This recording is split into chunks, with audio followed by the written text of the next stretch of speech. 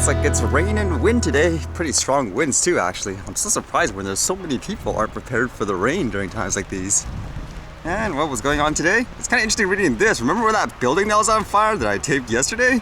And I was reading this one here. I guess it related to it. It says, neighbors come together to carry elderly women to safety during Vancouver high-rise fire. Building resident Marique Lelyveld heard the fire alarm and was on her way out through the stairs when she noticed an elderly neighbor sitting on a chair outside one of the suites, unable to make it down on her own. Wow, imagine that, just seeing someone there just helpless, I guess, like they couldn't move. And says she said the journey downstairs felt like it took an hour. Everybody made it safely to the ground. And according to this article anyways, apparently this lady has been in that suite for about 3 years, like she's never left. Man, luckiest people actually saw that, huh? I guess it's often a lot more about a story that you're just completely oblivious to if no one actually, I guess, talks about it and stuff, huh? And I guess this one was interesting, where apparently there was an arrest because someone flew a drone over a prison, I believe.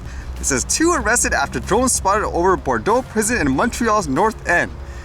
That must have been a pretty dark flight too, because it says police were called to the Bordeaux prison in Onsic-Carteville around 3:30 a.m. after security guards say they saw a drone flying over prison walls. Apparently when they went to search, it says they found 2 people near the banks, but once they saw them, they ran away. It says the man ran onto a train bridge that crosses into Laval, at which point Montreal's fire department was called in with a rescue boat in the event the 2 jumped into the river. Officers arrested the suspects on the bridge who refused to cooperate with police, according to an SVPM spokesperson. The drone was also captured. So ultimately they don't know why they were flying there. They said they just suspect maybe they plan to drop something like packages and all that.